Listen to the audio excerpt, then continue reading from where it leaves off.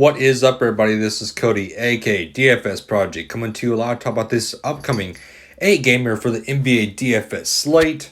So we have a good slate on our hands. We have some value that we're really going to have to dig deep for.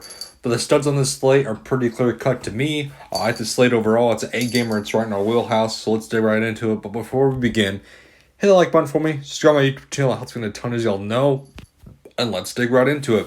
Orlando at Boston. So Tatum, Brown, Kimba, Tice, Williams, OJ, Green, Edwards, Langford, so on and so forth are all questionable / out for this Boston team. So this is a COVID / injury riddled team with Jason Tatum for sure out, with Jaylen Brown questionable. We're going to have to look at guys like Marcus Smart, Tristan Thompson, Peyton Pritchard, Jeff Teague, so on and so forth. So a lot of these guys are the value plays of the night. I love Marcus Smart in the point guard position. 7,600 is definitely in play to me. I love that price. Thompson, he's going to have to see the bulk of the center minutes going against Vooch. He's going to be in a competitive matchup. I don't mind him. Pritchard, we've seen Pritchard. I mean, he's looked good all season. Jeff Teague, they're going to have to split the point guard position basically with Pritchard and with Smart. One of these guys is going to have to move to the shooting guard position, which we'll see more minutes open up. I don't mind any three of the guards at all. I like all three guards. We might have to look to a guy like Grant Williams, who will have to see more minutes at the power forward position. So we might even see Taco fall. We need to watch and see what happens with the Celtics news. If it's officially that all these guys are going to be out, then we'll have to basically look to that guard position for the bulk of the minutes and look to the forward position for the bulk of the minutes. So center's covered with Tristan Thompson and Taco Fall. It's the forward and the guard that we'll have to look at.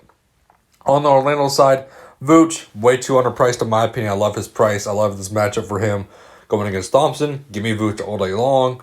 Gordon with no limits restriction. I like Gordon a ton at 7,300. And the rest of this team is just kind of secondary plays to me. I'm really going to hone in on the guys I like and not really talk about the secondary plays, which I'm just not on at all. So that pretty much wraps up for this first game. New York and Cleveland. Cleveland made some big news with getting Jarrett Allen and Taurean Prince. With Drummond questionable, which he should be in line to play, I like Drummond a lot with no Sexton and with no Garland. Drummond's going to have to play the bulk of the minutes. I like him even more if there's no Allen. I don't see Allen and Prince playing, but if they possibly do, that slightly takes away from Andre Drummond. But I still like Drummond basically for the main guy of this offense. Looking at Larry Nance, he's not really in play to me. He's been kind of a letdown. With no Garland, with no Sexton, we can look to a guy like Chetty Osman and Damian Dotson, who's going to step up for this team. I like both those guys a ton as the value plays. Moving on to the Knicks, Julius Randle, he's been great with the minutes he plays. I don't mind him at all. RJ Barrett and Al Payton just are man plays to me at their price point. The minutes all over the place. Robertson, we know how that goes. Rivers with all the guards back in play now. I'm not really on Rivers with top and back, with Knox, I'm just not with Quigley now playing. I'm not really on those guys at all. Let's move on to Dallas and Milwaukee. A very competitive game. I like this game a ton with the studs. And those really are the only guys I'm looking at. Is Giannis and Luka. I like both those guys a ton. They're going to go up against each other. It's going to be a high-paced game basically on who's going to be the MVP this season. They're going to want to play against each other and basically look amazing on this court. So I like both those guys. Middleton and is just mad at me at this price. I don't really like that. Hardaway's too high priced to me also. With Trey Burke now at 4,900, that price skyrocketed for me. I'm off of that. Zingas, if he had no limits restriction, then I would be on him. But given that he still has the minutes restriction, I'm not on him as much. Bobby Portis is only in play if this game blows out, which I don't see it happening. With Richardson out, with Dorian Finney-Smith out, we can look to a guy possibly, like I said, Trey Burke, but that price point is just a little high to me. Willie Cauley-Stein's only in play if Powell is officially out and Kleber. So this is more of just a wait-and-see approach, but mainly the two guys I'm on is Giannis and Luka. Moving on to Memphis and Minnesota. Cat, certainly a play at 9,900. He's seeing great minutes. He takes away from Russell and Beasley, though. But the main piece of news we're going to have to look at is the Herman Gomez and Rubio are out. We can look to a guy like Vanderbilt with like Culver.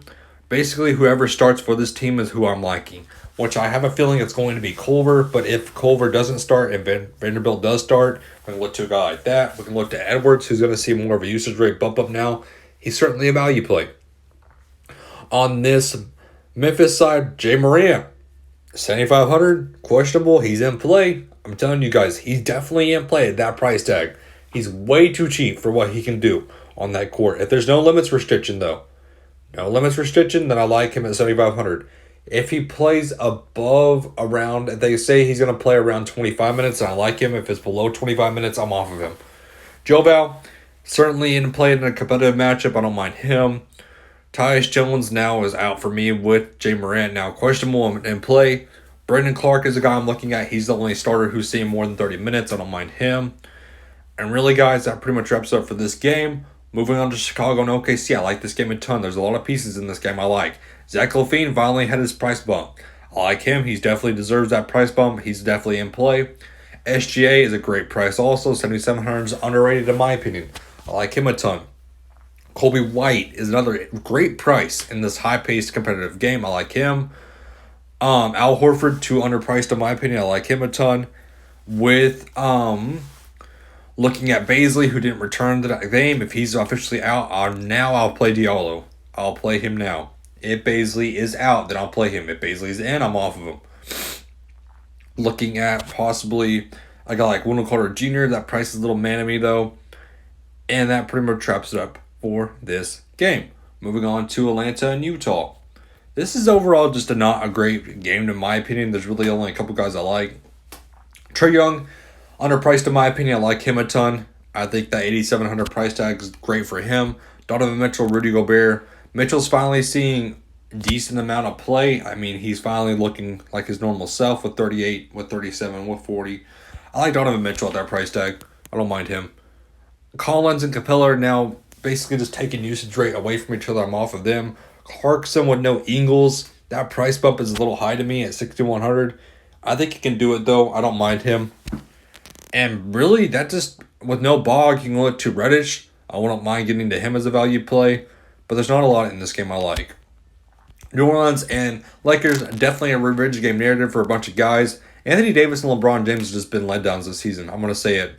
They have not looked good this season. I mean, really, 28, 38, 49, 40. The minutes are not there. 25 minutes, 29 minutes. I'm not playing Anthony Davis with that minutes. Close to a 10K price tag when I can go get Luka, Trae Young, guys like that. LeBron James, same story. I'm more so on the Brandon Ingram side, who's in a smash spot, wanting to play lights out in a rich game narrative. I like him a ton. Zion's 200 priced, in my opinion. I like that. With Lonzo Ball out, with Eric Bledsoe questionable, we can look to a guy like Alexander Walker. I love him. I absolutely love him in a smash spot. If Bledsoe's out, if Bledsoe's in, I don't mind getting to some Bledsoe at his price tag.